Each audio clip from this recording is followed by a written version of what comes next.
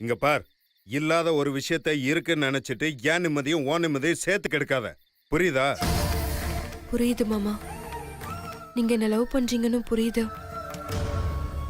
ஏதோ ஒரு காரணத்துக்காக அதை மறைக்கிறீங்கன்னு புரியுது. ஆனா அது என்ன காரணம் தான் எனக்கு புரியல மாமா. நான் இப்பவும் சொல்றேன், உங்க மனசுல என்ன பிரச்சனை இருந்தாலும் அது என்கிட்ட சொல்லுங்க. நான் உங்களுக்கு துணையா இருப்பேன் மாமா. ஏய், எனக்கு உன் துணைய தேவையில்லைன்னு சொல்லிட்டு இருக்கேன். நான் சொல்றது உனக்கு புரியல? மாமா, இப்போ உங்களோட லவ்வ என்கிட்ட சொல்ல வேண்டாம் மாமா. உங்க மனசுல இருக்கிற பிரச்சனைய சொல்லுங்க. நம்ம 2 பேரும் சேர்ந்து முதல்ல அதை சால்வ் பண்ணுவோம். அப்புறம் உங்களுக்கு எப்ப சொல்லணும்னு தோணுதோ அப்போ உங்க லவ்வ என்கிட்ட சொல்லுங்க மாமா. அதுக்கப்புறம் நாம ஒரு புது வாழ்க்கையை தொடங்கலாம்.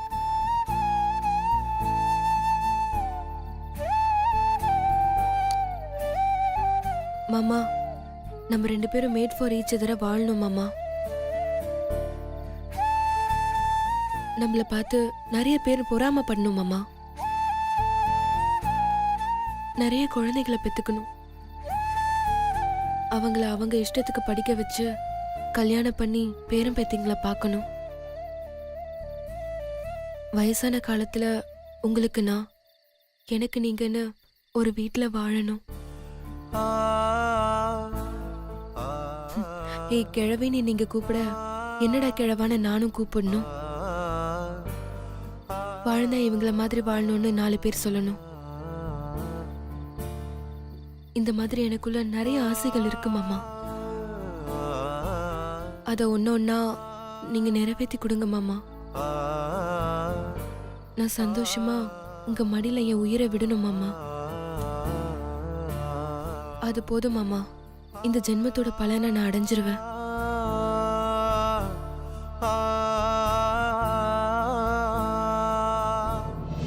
இங்க பார், உனக்கு என்ன வேணா ஆசை இருந்துட்டு போட்டோம். ஆனா அதை நீ என்கிட்ட எதிர்பார்க்காத. அப்படி நீ என்கிட்ட எதிர்பார்த்தனா அது நடக்கவும் நடக்காது. இன்னும் 1 மாசத்துல நீ இந்த வீட்டை விட்டு போற. அதை மறந்து வீணா இந்த மாதிரி கற்பனைகள்லாம் வளர்த்துட்டு இருக்காத. மாமா, இது என்னோட கற்பனை இல்ல மாமா, என்னோட கனவு. ஒரு நாள் இல்ல ஒரு நாள் என் கனவு நனவாகும் மாமா. உங்க லவ் என்கிட்ட சொல்வீங்க, அந்த நம்பிக்கை எனக்கு இருக்கு மாமா. ஏய், நீ என்ன லூசா? நானும் நடக்காது நடக்காதுன்னு சொல்லிக்கிட்டே இருக்கேன்.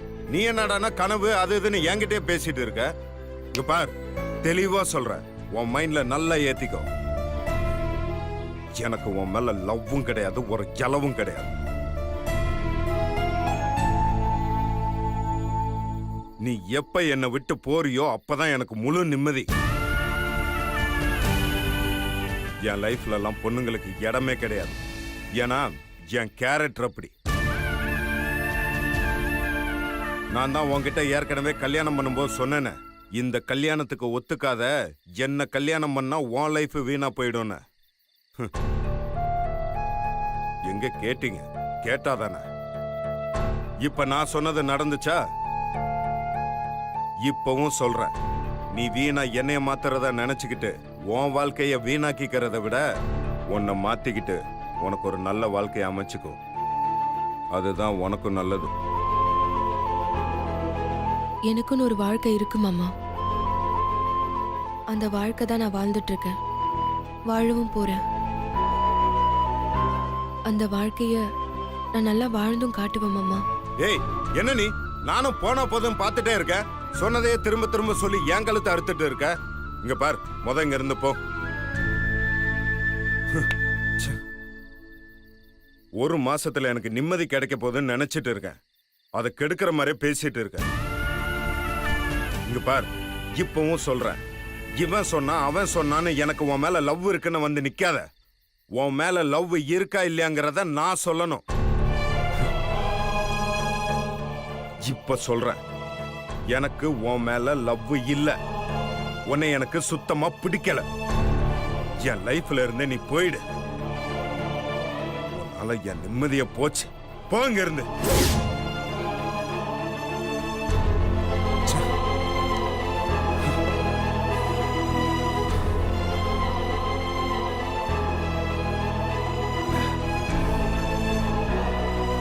போன்னு சொல்றேன்ல.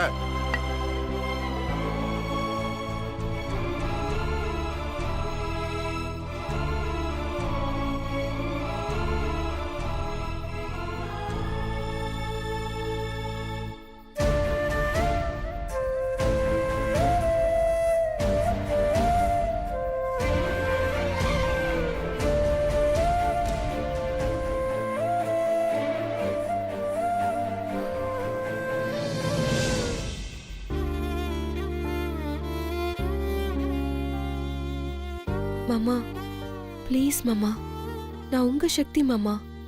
எதுவா இருந்தாலும் என்கிட்ட சொல்லுங்க மாமா. என்னால தாங்க முடியல மாமா. ப்ளீஸ் மாமா. ம். ஆ, அம்மா ஆ? என்ன கண்ணு? உனக்கு நான் ஒரு கதை சொல்லட்டுமா? சொல்லுடா. ஒரு ஊர்ல ஆ, ஒருத்தி கை கால் விளங்காம இருந்தாளாம். அவளுக்கு பரதநாட்டியம்னா ரொம்ப பிடிக்குமா. எப்படியாவது ஒரு நாள் தானும் அரங்கேற்றம் பண்ணி முடிச்சிடுவேன்னு எல்லார்கிட்டயும் வாய் சவடால் விட்டுக்கிட்டு இருந்தாளாம். ஓ. அப்போ ஒருத்தன் சொன்னானாம், கட்டைய துணைக்கி வச்சுக்கிட்டா ஓ. உனக்கு டான்ஸ் ஆடுறதுக்கு உதவியா இருக்கும்னு சொன்னானாம். அவளும் அதை கேட்டுக்கிட்டு கட்டைய வச்சுக்கிட்டு டான்ஸ் ஆடி பிராக்டிஸ் பண்ணாளாம். எல்லார் முன்னாடி ஆடி கீழே விழுந்துட்டாளாம்.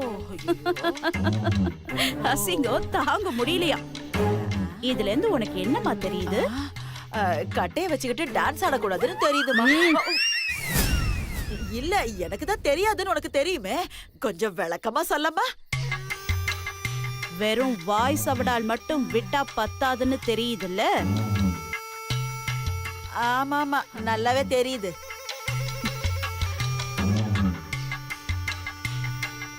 கதையில மட்டும் இல்லம்மா, நிஜத்திலயும் நிறைய பேரு இப்படிதான் வாய் சவடால் மட்டும் விட்டுட்டு திரியறாங்க. ஏம்மா, இப்ப நீ யார சொல்ற? புரிய வேண்டியவங்களுக்கு புரியும். எனக்கு புரியலையம்மா. எனக்கு புரியுற மாதிரி கொஞ்சம் சொல்லம்மா. அம்மா, அன்னைக்கு யாரோ சொன்னாங்கல்ல, கிழிச்சிடுவேன் முடிச்சிடுவேன்னு. பாவம், அவங்களால கிழிக்கவும் முடியல முடிக்கவும் முடியல. யார் யாருக்கிட்ட மோதணுங்கிற தகுதி இருக்கணும்.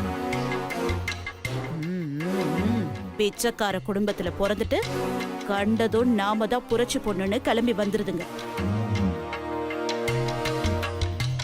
நமக்கு அந்த தகுதி இல்லைன்னு தெரிஞ்சுக்கிறதுக்குள்ள நிறைய அடி வாங்கி இருக்கிற இடமே தெரியாம போயிடுதுங்க.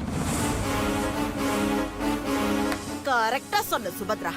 ஏய், இனிமேலாவது என் பொண்ணு கிட்ட மோதிரத நிறுத்திட்டு அவளுக்கு அடங்கி போற வழிய பாரு. மோதிர தகுதி எனக்கு இருக்கிறதுனால தானே நீங்க இங்க வந்து பேசிட்டு இருக்கீங்க. என்ன சொன்னீங்க? நான் அடங்கி போகணுமா? ஆமா. நான் அடங்கி போகிறதுக்காக பிறந்தவ இல்ல, அடக்கி ஆள பிறந்தவ. முடிஞ்ச உங்க ஆட்டத்தை நான் முடிக்கிறதுக்குள்ள தப்பிக்கிற வழிய பாருங்க. என்ன பாட்டி, உன் பொண்ணு சொன்னா மட்டும் தான் கதை கேப்பியா? ஆ, இப்ப நான் ஒரு கதை சொல்றேன், கேளு. ஆ, ஒருத்தன் கோயில் கட்ட கல் அடுக்கி வச்சிருந்தானா. மேல இருக்கிற கல்லு கீழே இருக்கிற கல்ல பார்த்து நீ கீழே இருக்குன்னு கேலி செஞ்சுச்சான். ஆ, ஆனா கோவில் கட்டும்போது மேல இருக்கிற கல்ல படிக்கிட்டாவும் கீழே இருக்கிற கல்ல கருவறையில இருக்கிற சாமியா வச்சு கட்டினாங்களாம். இப்போ இதுல இருந்து உனக்கு என்ன தெரியுது? எல்லாரும் படிக்கட்டையா கும்பிடுறாங்க, உள்ள இருக்கிற சாமியை தானே கும்பிடுறாங்க. பிச்சைக்கார குடும்பத்துல இருந்தும் புரட்சி பொண்ணுங்க வரலாம். என்ன பாக்குறீங்க? நான் சொல்றது கரெக்ட் தானே? ஆமாமா. இல்ல இல்ல இல்ல இல்ல. இவ்ளோ பட்டு வாய் கொழுப்ப பாத்தியாம்மா? ஏய், என்ன பெரிய டயலாக்கா பேசுனா நீ என்ன ஜெயிச்சிருவியா? நீங்க பாரு, நான் யாருன்னு இன்னும் உனக்கு சரியா தெரியல. நல்லாவே தெரியும். நீங்க கரையா இருக்கிற இடத்தையே அழிச்சிருவீங்க. ஏய், எந்த தைரியத்துல நீ இப்படி எல்லாம் பேசிட்டு இருக்க? உன் அப்பானும் செத்து போயிட்டான். இப்ப பார்த்தல சிவாவோட நிலைமைய. இப்படியே இவ குடிச்சிட்டு இருந்தா இவனும் உன் அப்பா மாதிரியே சீக்கிரமா செத்து போயிடுவான். அப்புறம் நீ இங்கேயும் இருக்க முடியாது, உன் அம்மா வீட்லயும் போய் வாழ முடியாது. இங்க பாரு, இந்த வீட்ல யார என்ன பண்ணா எப்படி இருப்பாங்கன்னு எனக்கு நல்லா தெரியும். இப்பவும் சொல்றேன், உன்னால இங்க ஒண்ணுமே பண்ண முடியாது. அதே மாதிரி என் அனுமதி இல்லாம உன்னால இந்த வீட்ல வாழவே முடியாது. வேணா உனக்கு ஒரு ஆஃபர் தரேன். நான் பண்ணதெல்லாம் தப்பு, உங்ககிட்ட என்னால மோத முடியல, நான் தோத்து போயிட்டேன், என்ன மன்னிச்சிடுங்கன்னு என் கால்ல விழுந்து மன்னிப்பு கேளு, நான் உன்னை விட்டுடுறேன். என்னடி முறைக்கிற? மன்னிப்பு கேட்டா உனக்கு நல்லது, இல்லனா நான் சொன்ன மாதிரி 1 மாசத்துல உன்னை இந்த வீட்டை விட்டு அனுப்பிச்சிருவேன். அப்போ கேவலப்பட்டு அசிங்கப்பட்டு தான் போகணும். எப்படி வசதி? ஏய், என் பொண்ணு சொன்னா சொன்ன மாதிரியே செய்வா. ஒழுங்கா அவ கால்ல விழுந்து மன்னிப்பு கேட்டுட்டு அசிங்கப்படாம ஓடி போயிடு. பேசுங்க, நல்லா பேசுங்க. உங்களால எவ்வளவு முடியுமோ அவ்வளோ பேசுங்க. ஏதாவது ஒரு சின்ன க்ளூ கிடைக்கட்டும், அப்புறம் உங்க 2 பேரோடைய தலையெழுத்தையும் நான் மாத்தி காட்டுறேன். இவ்ளோ பேசுறீங்கல்ல, அன்னைக்கு தெரியும் உங்க நிலைமை. உங்க 2 பேரையும் ஜெயிலுக்கு அனுப்பாம விட மாட்டேன். ஏய், நீ மிரட்டுறதுக்கு நான் ஒண்ணு பயப்படுறதுக்கு சின்ன குழந்தை இல்ல. உன்னால என்ன பண்ண முடியுமோ போய் பண்ணிக்கோ. ஆனா கடைசியில ஜெயிக்க போறது நான் தான். ஒரே மாசம் உன்னை இந்த வீட்டை விட்டு வெளியில அனுப்புறேன்.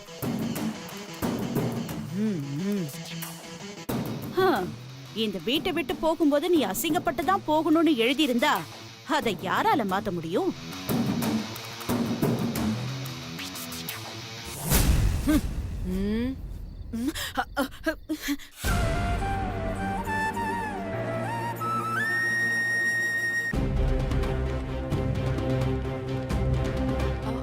சார், வாங்க உட்காருங்க. சொல்லுங்க, என்ன விஷயம்? சார், என்ன ஞாபகம் இல்லையா சார்? அன்னைக்கு போஸ்ட்மார்ட்டம் ரிப்போர்ட் பத்திலாம் விசாரிச்சிங்களே. ஏமா, ஒரு நாளைக்கு எத்தனை பேர் இந்த ஸ்டேஷனுக்கு வந்துட்டு போறாங்க? எல்லாரையுமே ஞாபகம் வச்சுட்டு இருக்க முடியும்? சரி, என்ன விஷயமா வந்திருக்கீங்க சொல்லுங்க. என்ன விஷயம் கேக்குறாரு சார்? எங்க அப்பா கேஸ் விஷயமா அது என்ன கண்டிஷன்ல இருக்குன்னு தெரிஞ்சுக்கலான்னு வந்தேன் சார். மொட்டையா உங்க அப்பான்னு சொன்னா எனக்கு எப்படிமா தெரியும்? உங்க அப்பா பேர் என்ன? சார், சாமிநாதன். ஓ, அந்த தற்கொலை கேஸா? விசாரணை போயிட்டு இருக்கு. சார், அது தற்கொலை இல்ல, கொலைன்னு நீங்க தான் சார் சொன்னீங்க. அது தற்கொலையா கொலையான்றத நாங்க பாத்துக்கிறோம். நீங்க வந்த விஷயம் என்னன்னு சொல்லுங்க. சார், எப்ப சார் குற்றவாளியை கண்டுபிடிப்பீங்க? தேடிட்டு இருக்கோம். இன்னும் 1-2 வருஷத்துக்குள்ள கண்டுபிடிச்சிருவோம். சார், என்ன சார்? அன்னைக்கு யார் மேல ஏதோ சந்தேகம் இருக்கான்னு சொல்லுங்க, சீக்கிரம் கண்டுபிடிச்சிடலான்னு ரொம்ப ஆறுதலா பேசுனீங்க. இன்னைக்கு சுத்தமா பொறுப்பே இல்லாம பேசுறீங்க. ஏய், யாரு பொறுப்பு இல்லாம பேசுறா? கேஸ்னா முன்ன பின்ன ஆகத்தான் செய்யும். உடனே கண்டுபிடிக்கணும்னா வெத்தலையில மை தடவி தான் பார்க்கணும். அதுக்கு நீ போலீஸ் ஸ்டேஷன் வரக்கூடாது, மந்திரவாதிட்டு தான் போகணும்.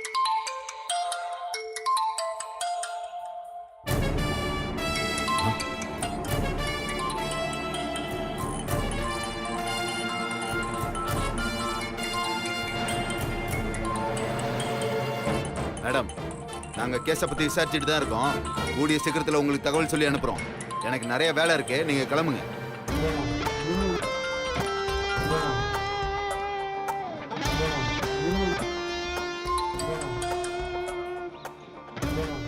சொல்லுங்க மேடம். என்ன, வர வேண்டியதெல்லாம் வந்துருச்சா? அதெல்லாம் கரெக்ட் டைம்க்கு வந்துருச்சு மேடம். சரி, கேஸ் என்ன நிலைமையில போயிட்டு இருக்கு? கரெக்டா போயிட்டு இருக்கு மேடம். கூடிய சீக்கிரத்துல ஒன்னும் இல்லாம பண்ணிடலாம். ஓகே. அப்புறம் மேடம், ஒரு முக்கியமான விஷயம். என்ன? உங்க மருமக சக்தி இங்க வந்திருந்தாங்க.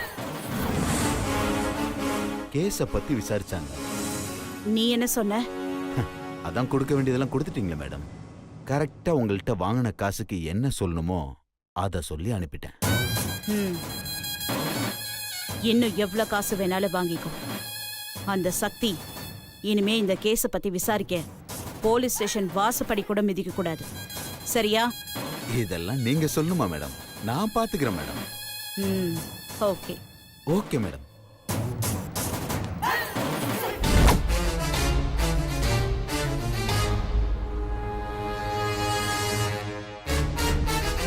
ஏய் உன்னை யார் இங்க வர சொன்னா?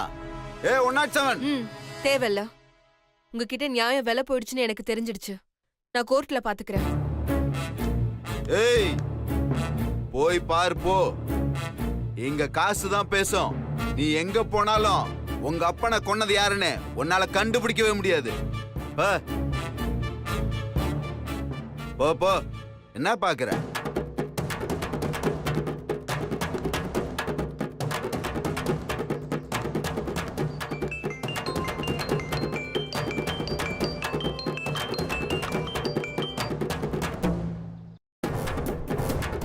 என்ன மேடம், உங்க அப்பாவை கொண்டது யாருன்னு கண்டுபிடிக்க போலீஸ் ஸ்டேஷனுக்கெல்லாம் போய் அசிங்கப்பட்டு திரும்பி வந்திருக்கீங்க போல. இப்போ உனக்கு நல்லா புரிஞ்சிருக்குமே, என்கிட்ட இருக்கிற பணத்தால யார வேணாலும் நான் விலைக்கு வாங்க முடியும்னு. இப்பவும் சொல்றேன், நீ தோத்துட்டேன்னு ஒத்துக்கிட்டு என் காலில் விழுந்து மன்னிப்பு கேளு. இந்த வீட்டை விட்டு நீ போற வரைக்கும் உன்னையும் உன் குடும்பத்தையும் நான் நிம்மதியா இருக்க விட்டுடுறேன். என்ன சரின்னு சொல்லு. உனக்காக வேணா என் காலை நான் பன்னீர்லயே கழுவி வைக்கிறேன். என்ன சொல்ற? போனை வை.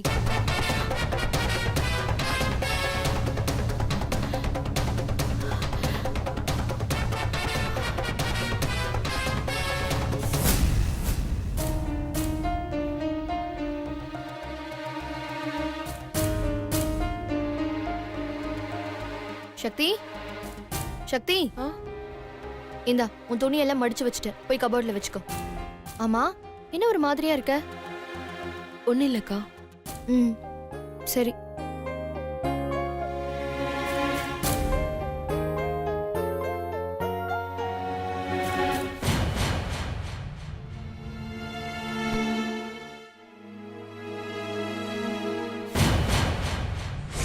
இப்பவும் சொல்றேன், உன்னால இங்க ஒண்ணுமே பண்ண முடியாது. அதே மாதிரி என் அனுமதி இல்லாம உன்னால இந்த வீட்ல வாழவே முடியாது.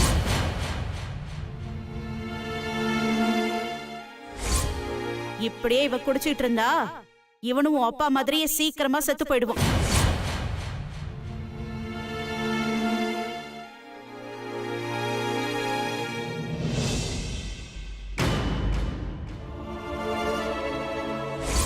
புடவை எடுக்கும்போது காசு பத்தாம போனப்ப உங்களுக்கு புடவை எப்படி எடுத்து கொடுத்தாரு தெரியுமா மேடம்? தன்னோட காரை விற்றும் கடைசியில் 5000 ரூபா பத்தாம போனப்ப குடோனில் போய் மூட்டை தூக்கி அதில் வந்த காசில் தான் மேடம் நீங்கள் ஆசைப்பட்ட அந்த புடவையை வாங்கி கொடுத்தாரு.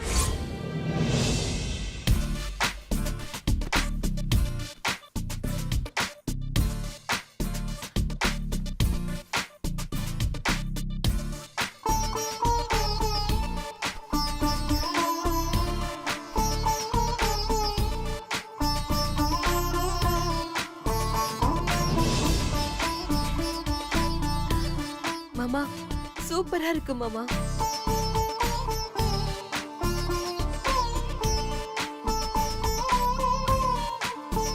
இந்த புடவைய நான் செலக்ட் பண்ண போது கட்டியிருந்தா கூட இவ்ளோ பிடிச்சிருக்குமான்னு எனக்கு தெரியல. ஆனா எனக்காக நீங்க இவ்ளோ கஷ்டப்பட்டு வாங்கி கொடுத்தீங்கன்னு நினைக்கும் போதுதான் மாமா எனக்கு ரொம்ப ரொம்ப பிடிச்சிருக்கு. இதெல்லாம் செஞ்சு நீங்க இப்ப ஏன் மாமா இப்படி மாறிட்டீங்க? உங்களுக்குள்ள ஏதோ பிரச்சனை இருக்கு மாமா. அதை என்கிட்ட சொல்ல முடியாம மறைக்கிறீங்க. கண்டிப்பா அந்த பிரச்சனைக்கு காரணம் உங்க அம்மாவா தான் இருக்கும். அது என்னங்கிறத நான் சீக்கிரம் கண்டுபிடிக்கிறேன் மாமா. மொத்த உண்மையும் கண்டுபிடிச்சு உங்க முன்னாடி கொண்டு வந்து நிறுத்துறேன் மாமா. அதுக்கப்புறம் உங்க வாயாலேயே சக்தி ஐ லவ் யூன்னு சொல்ல வைக்கிறேன்.